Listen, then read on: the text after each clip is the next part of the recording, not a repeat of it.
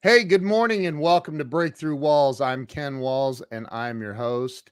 And we have a very special guest on today, Mr. Ken Joslin. You guys are not going to believe this dude. He is freaking awesome. Make sure that you share this out right now. We're going to break through some walls and change some lives today. So hang tight. We'll be right back.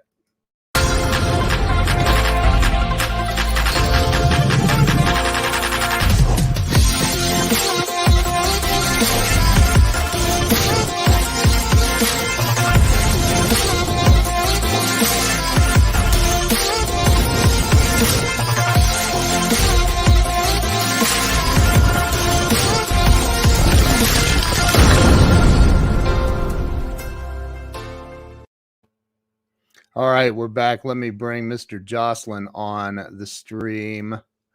Ken, welcome to the show. What's up, guys? Dude, it is so good to have you here. And honored to be with you this morning, my friend. I feel your energy already, man. Like you've got this amazing energy. We got a lot of people joining us on the live stream already. Check it out. So, and thank you to everybody who shares this out. So Ken, I started this show about 3.5 years ago, and it was really probably for selfish reasons to get myself unstuck, but it's turned into something phenomenal, and I know we've helped a lot of people. So I like to hear like where you were born and raised. Let's start there. Yeah, so born and raised in Detroit, Michigan. Long story there. It's kind of a lot of my background. Born in Detroit, raised in Pontiac area. Parents got divorced when I was 8. Mom moved from Michigan to Georgia. 8th grade. So I was in 2nd grade then, or 8 years old, 2nd grade. We were there till 6th grade. From 6th grade to my senior year of high school, I moved 6 different times back and forth to Michigan to be with my dad. So I went to 12 schools in 12 years, graduated high school in the Air Force for 4 years, and then moved back to Georgia. So super transient growing up. Wow. What do you think that, I'm always curious because I think things happen, maybe an event, a person, something in our lives as children that kind of form what we end up becoming or the direction of our lives. Was there anybody in your life as a child that you can think, yeah, man, they kind of set the course for what I eventually became? Yeah, my mom passed away in 08. I was actually talking to one of my guys on my team this morning who's they put his mom in hospice today, and I was just telling him, it's been 2008, it's been 13 years ago, and it's still like it was yesterday. But my mom was the neighborhood mom. Like, she loved all the kids in the neighborhood. Always wanted to come to my house to be with my mom because of the way that she loved everybody. But my mom was also the one. If you came and spent the night with me, you had a chore list just like everybody did. You didn't get your chore list. You didn't get your chore list done. She'd take that Six Flags paddle and she'd spank your rear end just like she would everybody else's rear end. I mean, but that's back in the day when kind of we had that whole "it takes a village to raise a child" thing, and that wasn't an issue back in the day. Can't get away with that now. But yeah, no. Probably my mom, just in the way she loved people and just watching her love and selflessly give herself to other people was probably one of the greatest influences of my life. Wow, that's amazing. That is absolutely amazing. So you where did you graduate? In Michigan or in Atlanta? I actually graduated in Georgia from East Hall High School in Gainesville, which is just north of Flower Branch, Buford area. Yeah. Wow. Yep. So you when you graduated, you didn't go to college, you went to the Air Force. So went straight in the Air Force. Yeah, my 2 older brothers, my half brothers from my dad's first marriage, were both Air Force, and that's something I wanted to do, kind of follow in their footsteps. And so I spent 3.5 years in Omaha, Nebraska at Offutt Air Force Base. Got out, moved back to Georgia, and had been there from the time I was 21 till 3 years ago. So I was about 49, 50 years old. I've been in Birmingham, Alabama now for 3 years. And one of the things that one of the businesses I own is Ken Joslin team. So we do real estate through EXP. So I've got agents here in Alabama, in Birmingham, and in Georgia, in the North Georgia area. But you've not always been in real estate. So you got out of the Air Force. Anything interesting happen while you were in the Air Force? Was it? I was an idiot is what I was. It's funny. I was looking at a picture, Veterans Day, a picture of me getting, I think it was my A1C stripes. And I was sharing with a friend of mine the other day. Sergeant Parker was an African-American tech sergeant. He was my NCOIC and taught me how to tie. I mean, I never really, even when the times I moved to Michigan, I didn't really spend a ton of time with my dad because my dad worked at General Motors and he worked second shift. So I hardly ever got to spend time with my father. He really wasn't around a ton. And it was cool to have somebody like Sergeant Parker. And I was 18 years old, just turned 18 years old. And he was like a father figure for me the entire time I was in the Air Force. Probably a lot of people joined the military that had interesting backgrounds, right? So you just made me think, like, man, these sergeants and officers in the military are probably well accustomed to handling kids that may have attitude or whatever. So you got out of the Air Force, you end up back in Georgia. Where did things go from there? Did you go just get a job? Yeah. I mean, So I went to work. I went to work at a local business. I worked computer operations there and dispatched trucks for about 7 years. wow. From there into full-time ministry. I did full-time vocational ministry. I was a youth pastor, grew a youth ministry from couple, 2 or 3 kids to several hundred. Wow. One of the top youth ministries in the country, spoke around the country on some pretty big stages with some of my mentors, which was kind of my intro to being able, being a public speaker. Obviously, when you're speaking to a bunch of teenagers, I tell people all the time, I senior pastored a long time too. I planted a church, and I tell people I can fake a room of adults on Sunday morning, but you can't fake a room of teenagers. You get a bunch of students in there, man. If you're not bought in and you don't care about them, they'll tune you out that quick.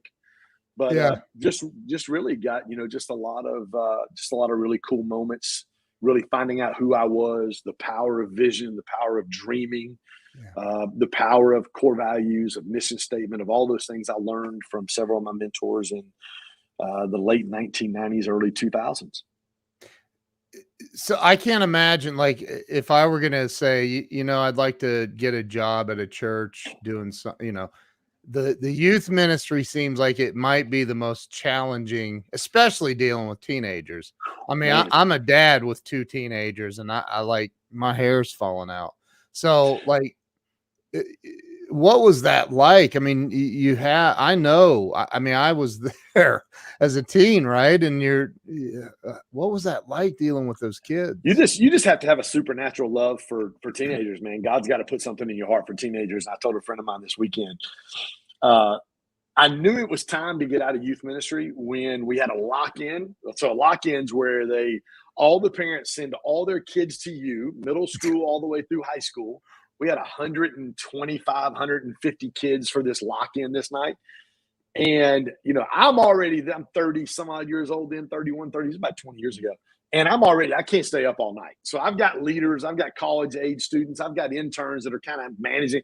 I had a mattress in my office behind the stage in my youth facility.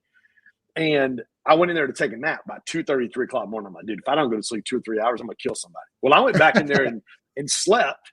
Well, these teenagers, they climbed through the ceiling, removed the ceiling tiles out, let themselves down, unlocked the door, and they came in and silly stringed and air horned me about 2:45 in the morning after I'd been asleep about 15 minutes.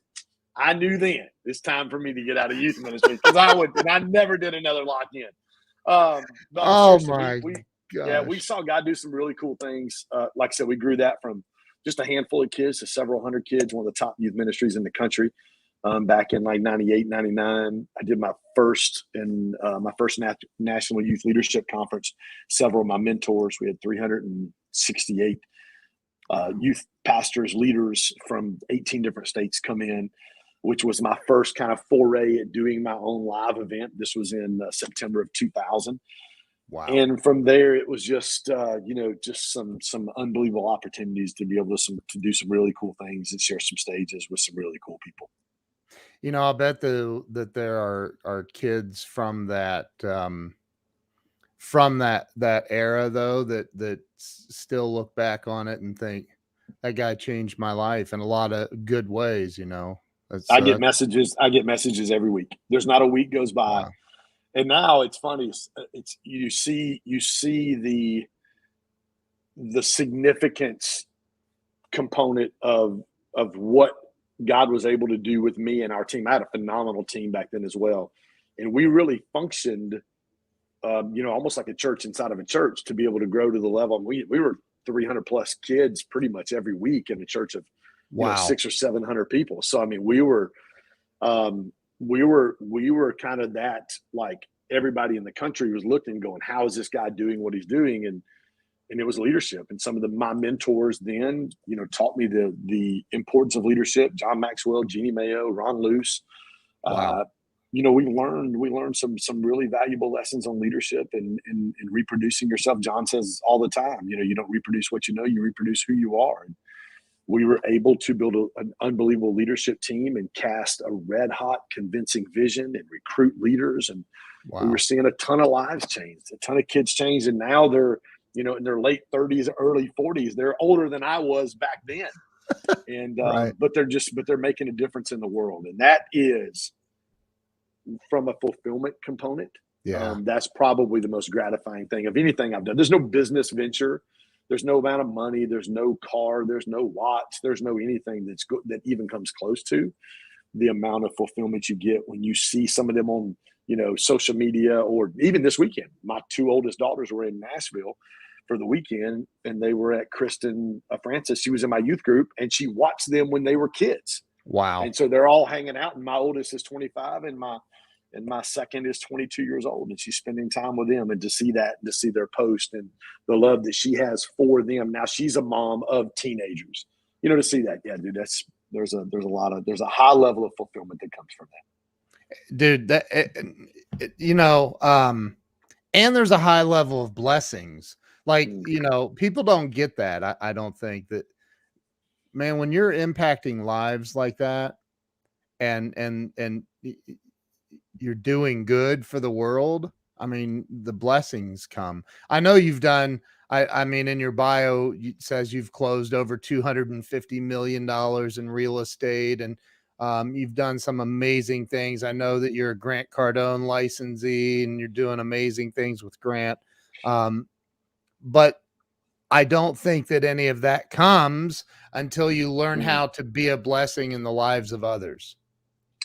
Yeah, I just did. Here's a shameless plug for my book that I just released about 3 months ago called As the Leader Grows. Actually, 2 months ago. Hold that up again. Let me give you full screen. There you go. As the Leader Grows. We're going to get you on an Amazon Live then too. Yeah. We hit #1 Amazon bestseller. Wow. #1 Amazon new release in 4 categories. That blows me away. And I literally was at 10X boot camp at the end of September when my publisher sent me the link. And I'm sitting there with some of my team, and I clicked on the link and it opened Amazon up, and there's my book, and I literally started crying. I was like, this is so crazy to me. But the whole premise of the book, significance is greater than success, came out of a conversation from one of my mentors 20 years ago. I had just gotten off of the day before the biggest stage that I had ever been featured on, about 8,800 youth pastors, youth leaders from around the country. John Maxwell spoke before I did. I mean, so, you follow up, Dr. John. I mean, I was 31 years old. I thought I had the world by the tail, right? I'm speaking on these big stages, and my mentor was after me, and she said, hey, I want to take you to lunch tomorrow. I said, fantastic. I'm riding on cloud 9, and we sit down, and Jeannie looks at me and she goes, I want to ask you a question. She goes, do you want to be significant or do you want to be successful? She goes, because those are two vastly different things. Wow.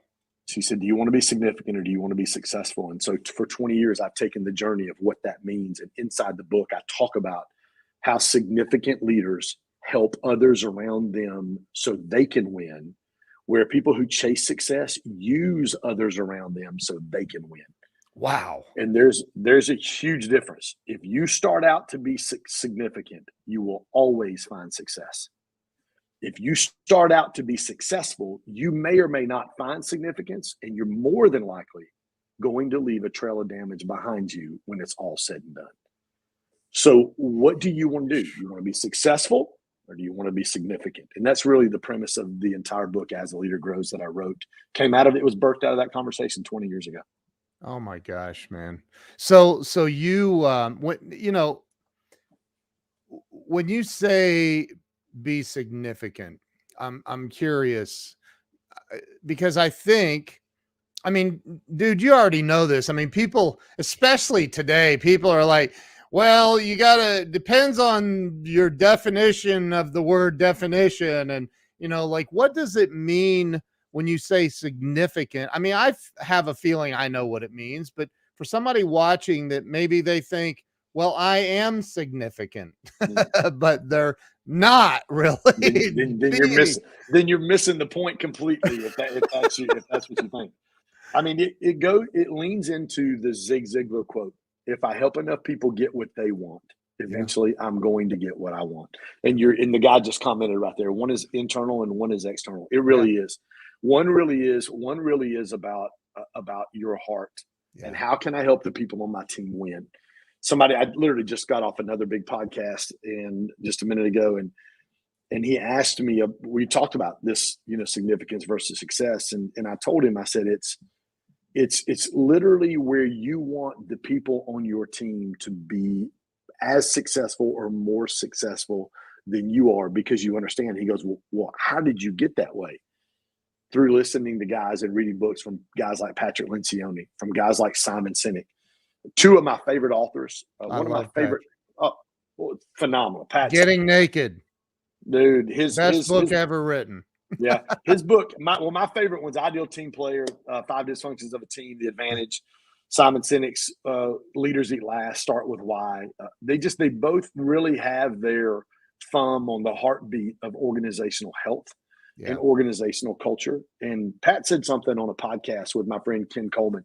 Ken does the Entre Leadership podcast for Dave Ramsey. And this podcast was from 2015 or 16. I think it's episode number like 97 or 93. I've listened to it over 200 times in the last 6 years. Wow. And one of the things, Ken asked him a question in this. It's like in the first 10 minutes of the deal. And it says, Ken says, what percentage of organizations or companies do you think have healthy culture? And Pat pauses for a minute and he says, 10%, maybe 15%. And I was like, what? Because think about it this way, Ken. I mean, you're in Ohio. I'm in Alabama and Georgia. I bounce back and forth between two. Where I live at, you can throw a rock and hit 3 Chick-Fil-A stores. Like, they're everywhere. They're on every corner here. And if they doubled the number of Chick-fil-A stores, the drive-through line would still wrap around the building every single day, about 3 times a day. It's breakfast, insane. lunch, and dinner. Yeah, it's absolutely insane. Chick-fil-A, listen to this. Chick-fil-A does 5 times more business than the average fast food restaurant. They do more business than number 2, number 3, and number 4 combined, and they're closed on the highest revenue producing day of the week on Sunday. So how do they do that? Number 1, their food's good. Number 1, their food's good. Yeah. Number 2, their culture is insane. I don't care if you go to Chick-fil-A in Georgia or if you go to Chick-fil-A in Michigan. Yes, sir. No, ma'am. Yes, ma'am. My pleasure. Is there anything else you need? This service is absolutely unbelievable. Yeah. So here's when we talk about culture, when we talk about being significant over being successful, it really is about culture. Are you willing to pay the price to build a culture inside your organization that is healthy? Listen, you don't think that all the other restaurants can look at Chick-fil-A and emulate their culture? Of course they can. They're just not willing to pay the price to do it. And you know how difficult it can be because we're talking about revenue. Yep. They're looking at Chick-fil-A's revenue and looking at their revenue, and they look at, now granted, Chick-fil-A's really, really good. Their food's really good, but their culture is absolutely insane. People aren't willing to pay the price when it comes to creating that kind of culture. Because the reality of it is in that kind of, so what that culture does is it helps great people rise to the top, and it helps people who don't fit your culture have an easy exit to get out. Okay, so I need to get you into Tim Hortons. You need to talk to them. Like I'm look, just 2 days ago, I'm sitting there. I'm in a really small town. There's not a lot of options. I'm like, Right. you know what? An egg and sausage croissant sounds good for lunch. So I go, dude. I sit there for 10 minutes at the window after I paid, and she comes back. She goes, "We're out of egg, and I only have half a piece of sausage. What do you want to do?" Literally, that's what she said, and I'm like, right. I want to eat what I ordered, but Right. so and here's the worst part of it, and this would blow your mind. I know, sitting there, she said, "Look, this is out." Because I was like, "Well, I've been sitting here 10 minutes." She goes, "Look, this was out of our control." Right. And I was like, let me say something to you real quick, King. You just said that this is out of our control. I heard "Yeah, Craig Rochelle pastors Life Church, probably one of the largest churches in America. I got to spend some time with Craig probably 9 years ago at a pastor's dinner in Jacksonville, Florida at Celebration Church. I got to spend, there's like 15 of us got to have dinner with Craig. He said something that I'll never forget. He goes, "We don't allow our staff to say our people won't. We only will allow our staff in our culture to say we have not led our people to." John Maxwell says it all rises and falls with leadership. yep." When you, and I got goosebumps thinking about this right now. When you So do look I, at dude. when you look at politics today, it's absolutely pathetic because we don't. And I'm talking about both sides of the aisle. Yep, I Just agree. lead. Just lead. Yeah. Just lead people. We don't. Craig said it. We don't allow our people to say, our leaders to say, our staff to say, our people won't. We only allow our team to say we haven't led our people to. Because if you believe, John Maxwell says leadership is influence, everything rises and falls with leadership. It's all about leadership. So it's not out of their control. Somebody didn't do enough. Somebody didn't do what there's, and if it was Chick-Fil-A, they would have said, "Sir, can you pull up the front?" And the manager would have came outside and he would have handed you probably 5 gift cards to be able and said, "Hey, we are so sorry. Listen, we dropped the ball on this. We're out of chicken." Well, I don't know why they run out of chicken. It's Chick-fil-A, right? But I mean, but they would have so made up for that you left going, these are the greatest people in the world. It's all about culture, but you have to be determined to pay the price to build the cultures filtered through your core values. So in the midst of, I've run businesses. Look, Mike Phillips says 5 gift cards, a massage, and made your next car payment. Yeah, right? exactly right. That's so true, though. That's the way they are. I mean, it's in movies now. Like they're a comedy movie. I don't remember the movie I saw, but like where the Chick-fil-A guy shows up for, I forget, but like, what about because I've run businesses now for the better part of 30 years. And I remember Grant Cardone and I were talking, and I was having a situation with an employee that was a cancer. And he's like, "You gotta blow him out." And I'm like, "Well, dude, this is a very key player on my team, and a lot of other people will leave with this person." And I can remember that whole situation being like, okay, the culture, I'd never thought of the word culture, but the culture is not good here now. And I've got to make a big decision that's going to dwindle my team down to nothing. And what about a company like that they know that there's some things off. Maybe the CEO, the leader, the company president knows that things are off, but they don't know what to do. I've been in that position where geez, I don't know what to do. I know I need to, but the fear was overwhelming. What do you say to somebody that's in that position? I would say, so you didn't get in that position on accident, and it didn't happen overnight. One of the things that I do with every coaching consulting client that I have, I'm going to New Hampshire next week to spend 2 days with a guy who's starting. He's sold part of his insurance book, and he's actually starting his own deal.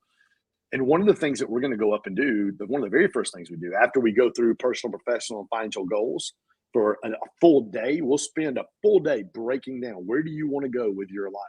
Yeah. We will start with your culture strategy. What are your core values? We have 5 core values in both of my companies: passion, focus, intentionality, teachability, flexibility.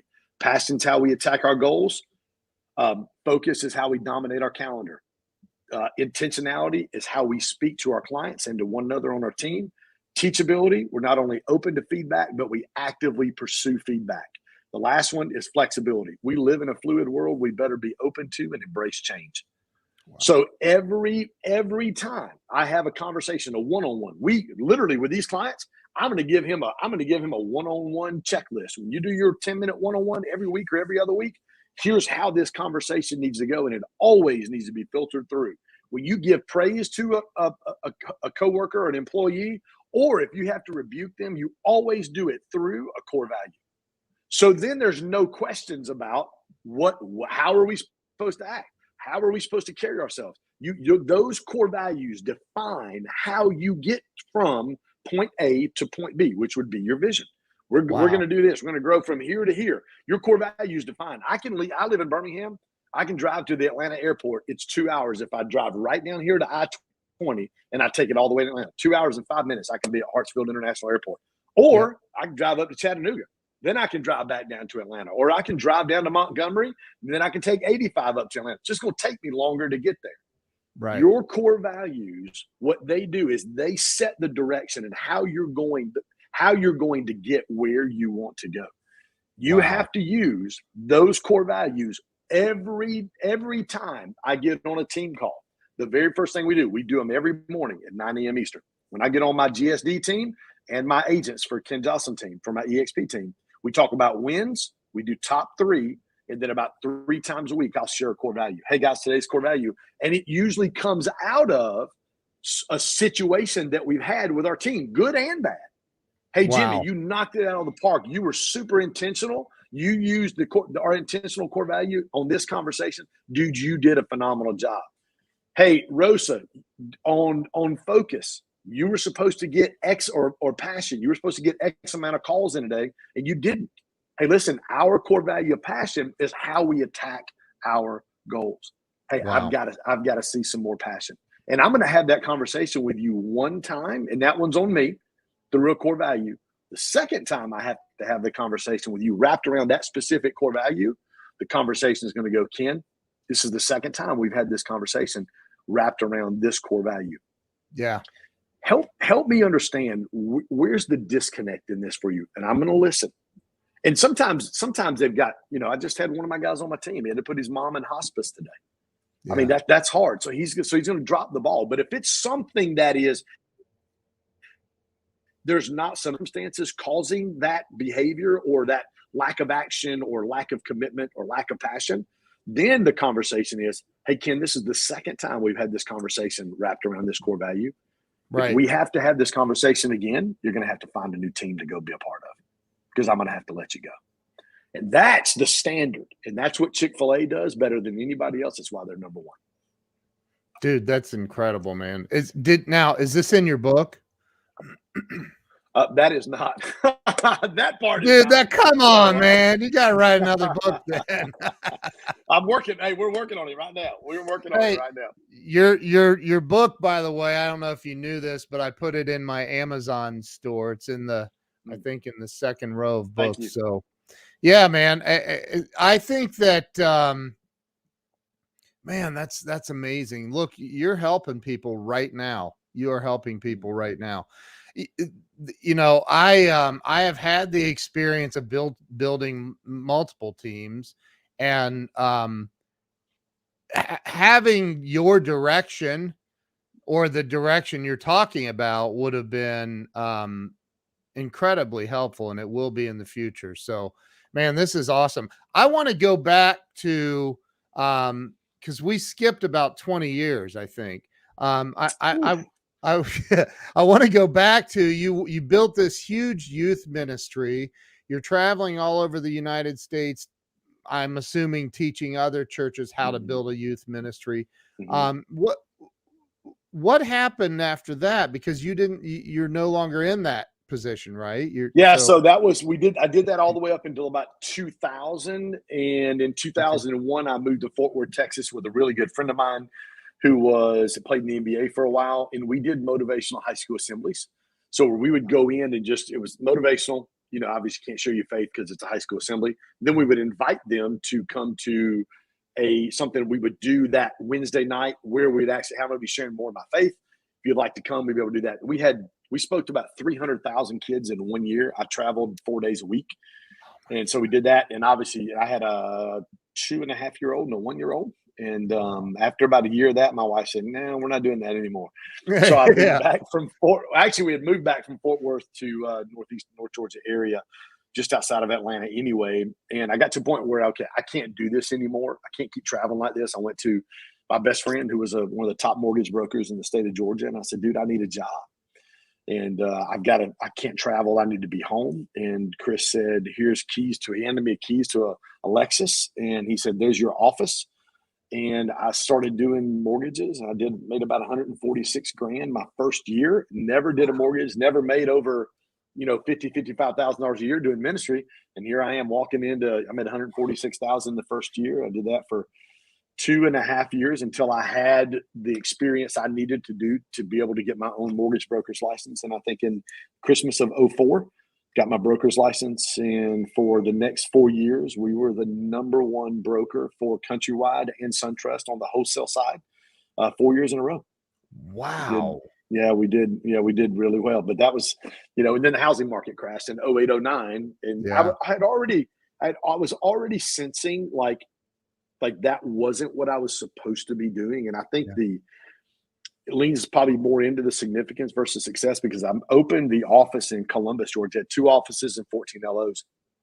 Wow. I hired the number one originator for SunTrust in the Southeast. She was closing about 18 to 21 deals a month on her own.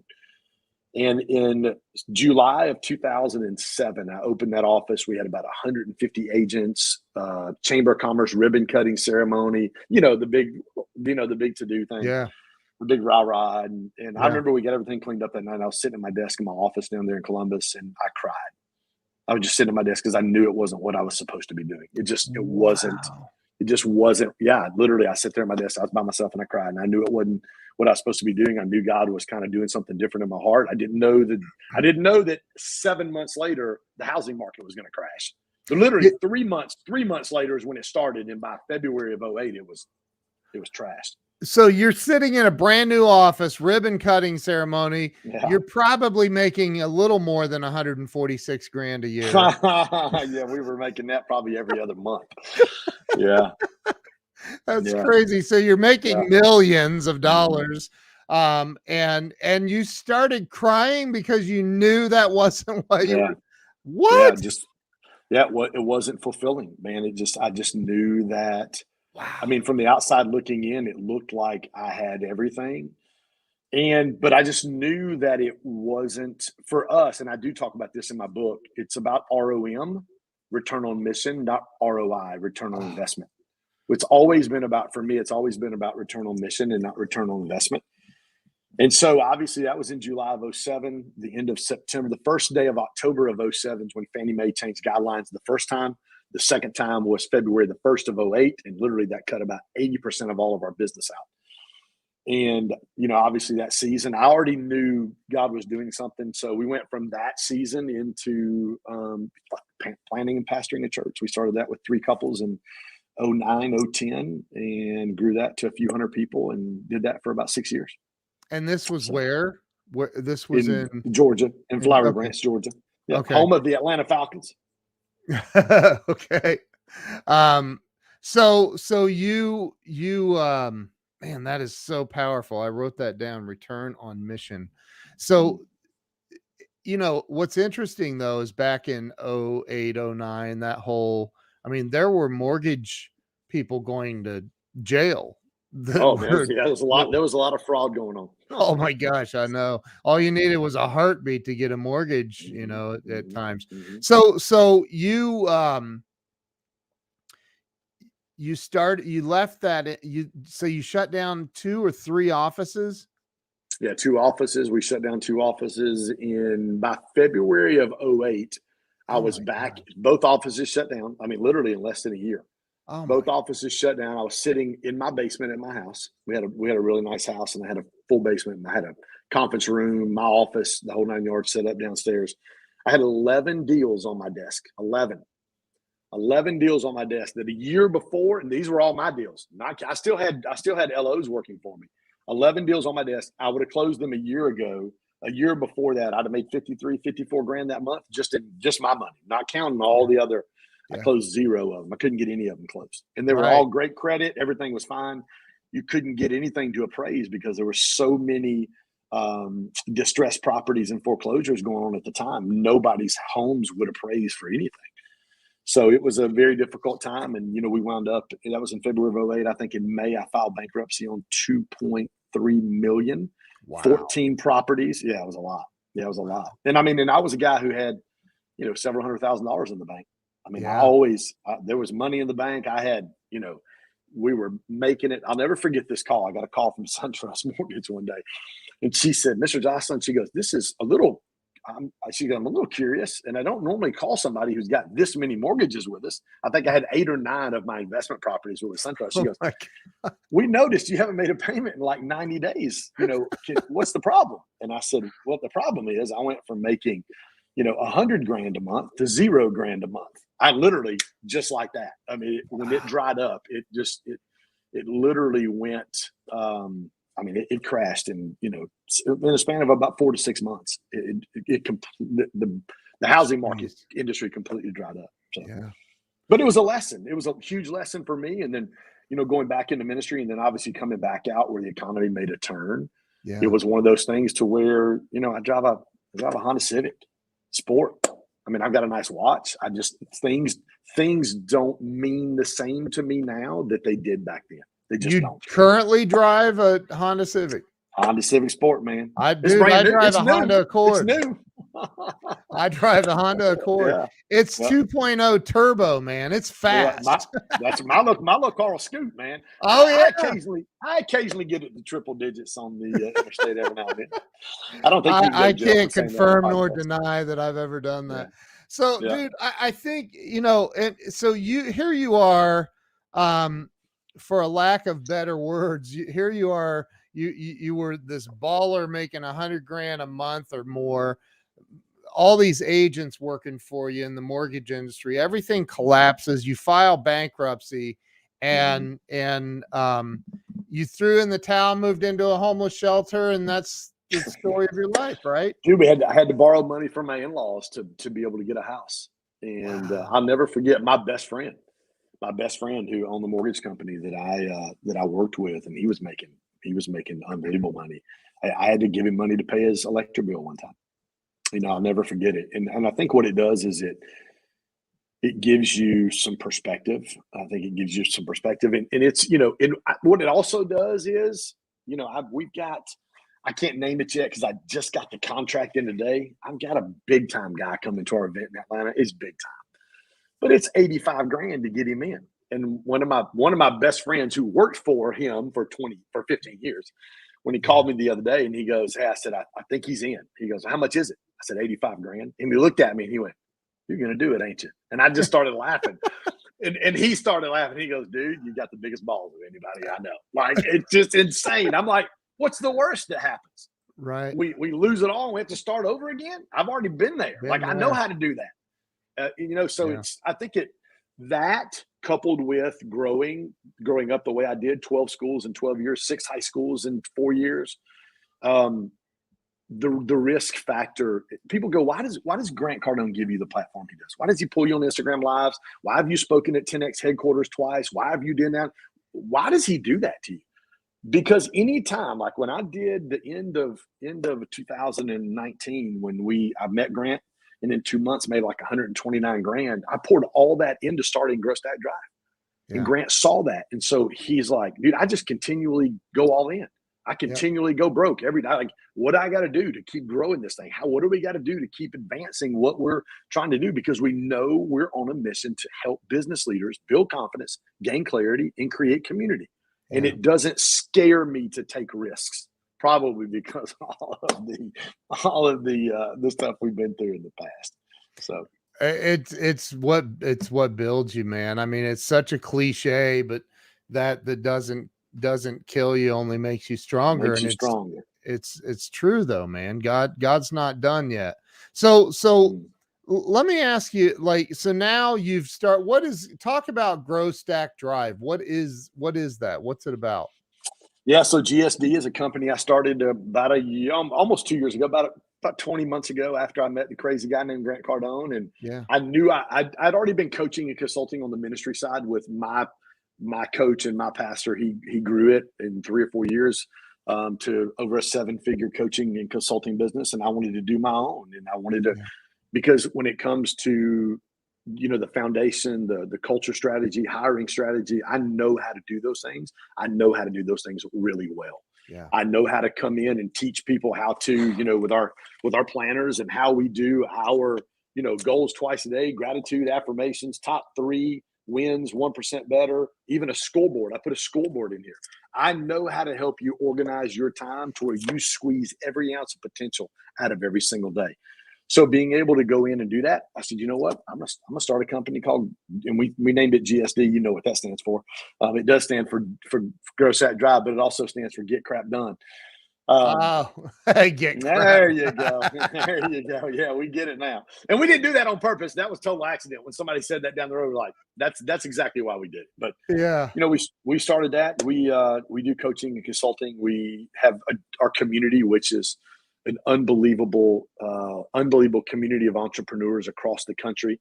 We've got entrepreneurs who just started, just hit 6 figures, just hit 7 figures, just hit 8 figures this year. I've got one guy doing 91 million across his companies. And wow. we do that. And we have 3 components of our GSD community. We do online courses. I've got courses on mindset, strategy, and leadership development. Wow. I spent about 85 grand getting those done last year. We do those. I do 2 coaching calls a week, every Monday morning at 8 a.m. and every Wednesday night at 8 p.m. And then we've got our private Facebook page with about 160 people in that. And so that's our community. People go, and then we do live events. We've got the live event coming in Atlanta at the end of January, which is going to be, we're kind of rethinking how we've been doing boot camps all over the country, like once a quarter, about 4 a year. We did Nashville twice, Scottsdale, Vegas with Brad Lee last month. I did one at Brad's space. Phenomenal lineup of people too that we bring in. And so we're going to change it up a little bit. We're going to camp in Atlanta once a year in January for our Create conference, the #1 entrepreneur conference in the Southeast. I've got some killer guys. I've got some killers coming in. Jesse Itzler.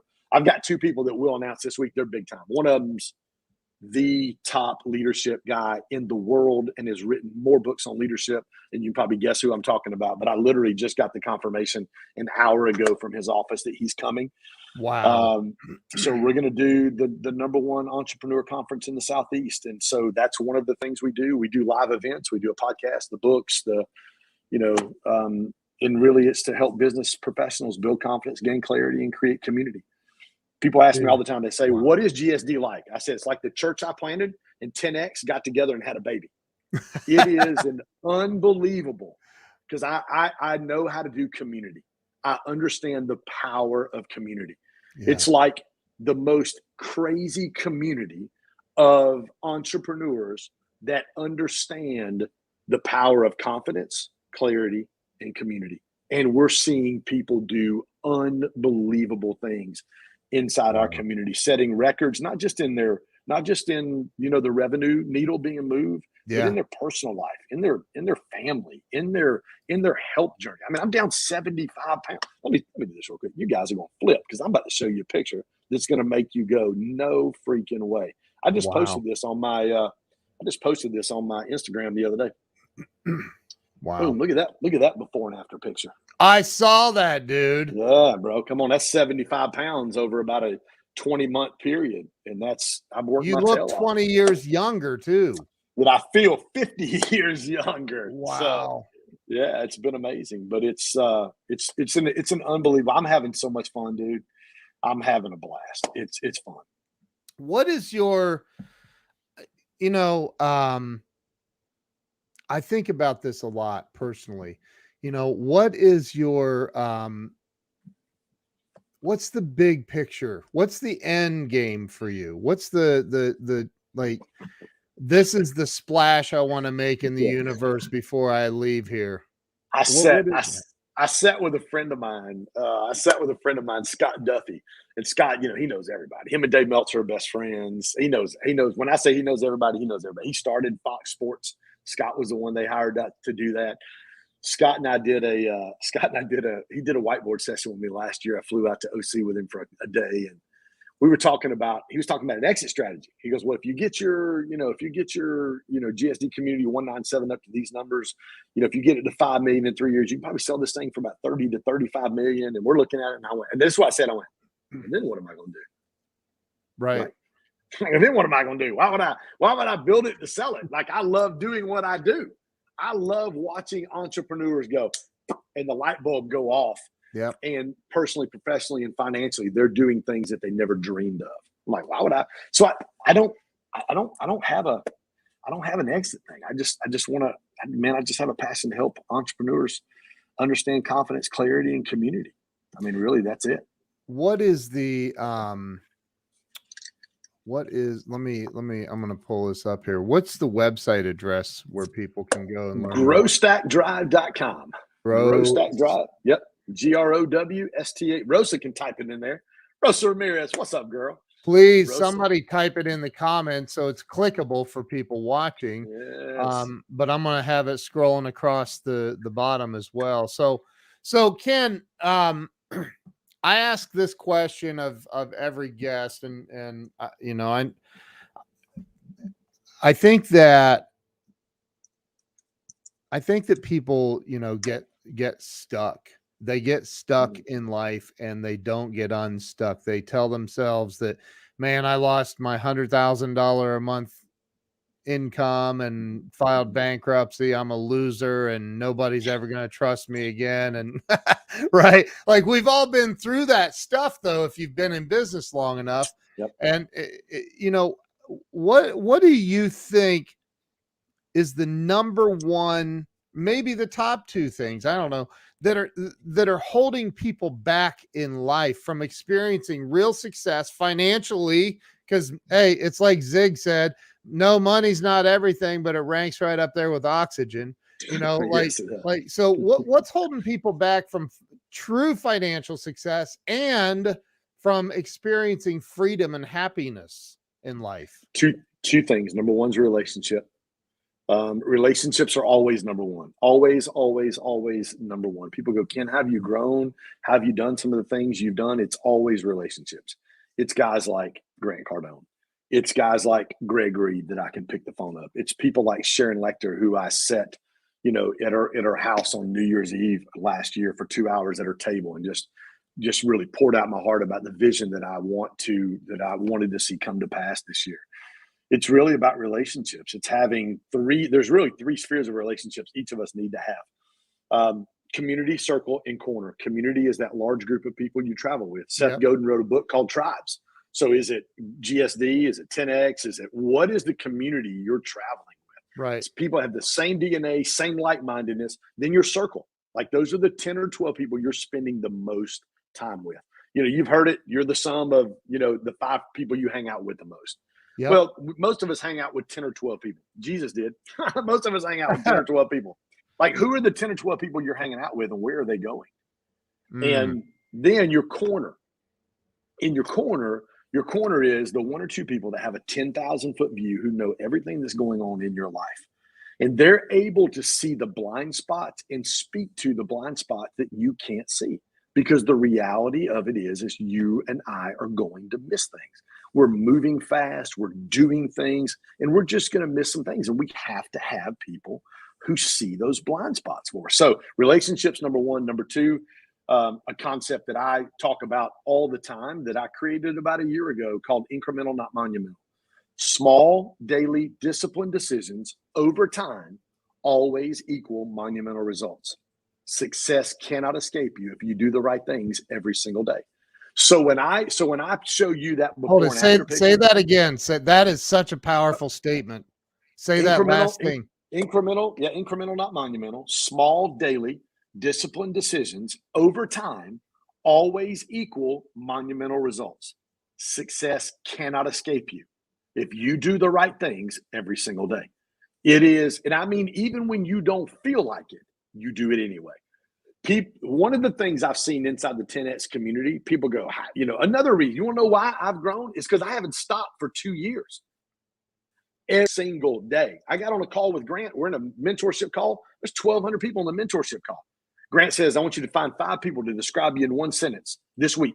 Well, I text Grant and Jared and I said, hey, I got a question. So Grant pulls me up in front of, on the Zoom in front of 1,200 people. I said, hey, G, I said, since you and Elaine are sitting there, y'all can be 2 of my first 5.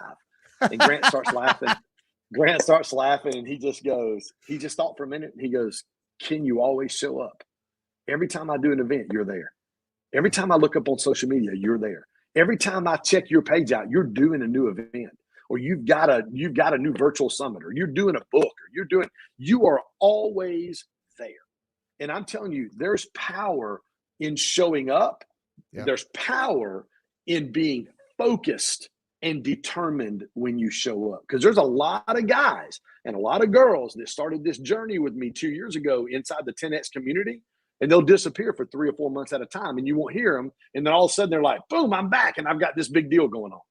No, it don't work that way. It's incremental, not monumental. Small, daily, disciplined decisions over time always equal monumental results. Success cannot escape you if you do the right things every single day. I love that last part. Success cannot escape you if you do the right things every single day. That's powerful. Somebody type that in the comments. That's amazing. So Ken, 2020, we were faced with, the pandemic, and it's carried over into this year. And I mean, I have a buddy that runs the suicide hotline in Ohio, and he's like, man, the calls have, 10x. I mean, it's been insane, right? That's crazy. And so somebody that, because I've been there, I'll never forget the day that my wife and I had just started a new office, our first one as a couple, and we had a handful of employees, and this guy walks in and that worked for me, and he's way bigger than me. He's like, hey, there's some dude out in the parking lot looking in the windows of your SUV. I'm like, well, tell him to get the hell out of here. You're bigger than I am. And he says, I would, but he's got it blocked with his tow truck. I was like, no, you can't talk a guy out of towing your car when the repo, right? Yes, so I remember though, in that moment, Ken, I was standing there with my employees standing around looking at me like their fearless leader. And I remember thinking, I don't think my life could get any worse than it is right now. What's the point of going on? What's the point? I remember having that thought. For somebody that may feel like they've tried everything and they just can't get it right. They're getting ready to have their electric shut off, or their car's getting repoed, or whatever's going on. What do you say to that person that's barely hanging on right now to help them get through to the very next moment? Well, here's what I would say. Anytime you focus on somebody else's problems, it always makes your problems smaller. That doesn't mean there's not urgency in the situation at all. One of the things I said this week to my GSD community was one of the things in our planner is our gratitude and affirmations. So we do gratitude every day and affirmations. And I challenged them. I said, this week is Thanksgiving. I want you to take your gratitude to the next level. It's not good enough just for you to write down in your gratitude journal or in your planner what you're grateful for. If you're grateful for a person, pick the phone up, call them on the phone, send them a text, and tell them, hey, Ken, I'm grateful for you. Dude, thank you for having me on your podcast today. I'm super grateful. And man, I'm grateful that we met. I'm grateful for our friendship. If you're grateful for somebody, pick the phone up and call them and let them know. Pick the phone up and say, hey, I'm grateful for you. Is there anything I can do to serve you this week? Is there anything I can do for you and your family this week? You mentioned the suicide. I used to use this stat every single year. The suicide rates between Thanksgiving and Christmas, the first of the year, in that 1 month equal all of the other 11 months of the year combined. because Sad, it yep. is a very lonely time for people. So Yeah. here's what I would say. You got some issues and you got some things you're struggling with. I would say reach outside yourself and help other people. Scripture is very, very clear. You reap what you sow. You start helping people and you'll see how that stuff, you can call it karma if you're not a believer, you can call it whatever you want to call it. Yep. You know, what comes around goes around. But I'm telling you, when you reach outside of yourself and you begin to focus on helping other people with their problems, all of a sudden you look back at yours and either, number one, they start getting solved, or number two, they start getting a lot smaller. I don't even know. That's amen. And the whole church said amen. Yeah. I don't know. Are we going to take an offering up now? What's that?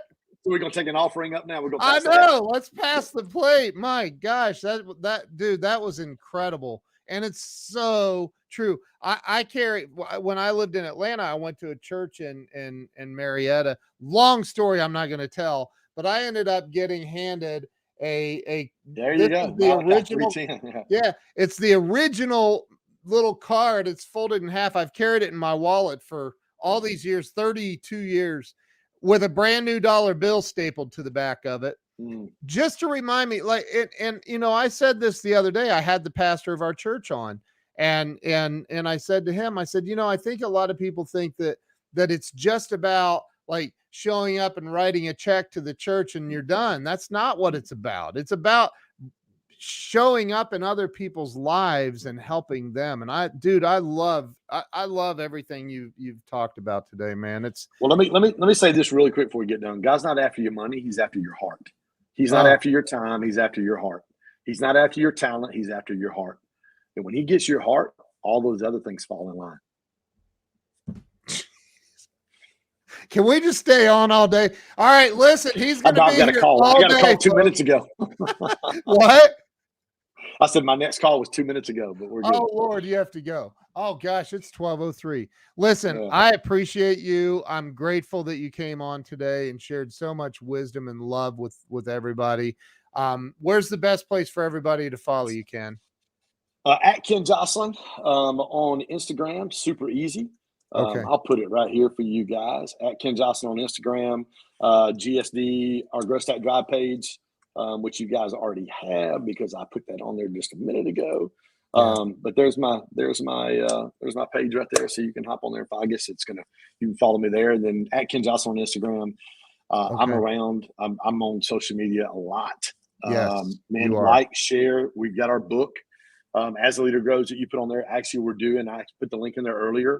If you go to book.growstackdrive.com, we're giving away this week for Black Friday. We're giving a free digital download. Wow. All you got to do is you're going to put your information and get a free digital. We've given 130 away in a week and a half. So that's awesome, man. Everybody needs to go get a copy of the book.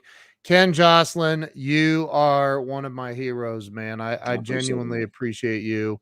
This has been a phenomenal interview. So everybody have an awesome day. Thank you all for sharing and being here and participating. And Ken, hang on real fast. I know you got another meeting. Hang on real quick. I'm going to end this. Thank you, everybody. Have a great day. Happy Thanksgiving.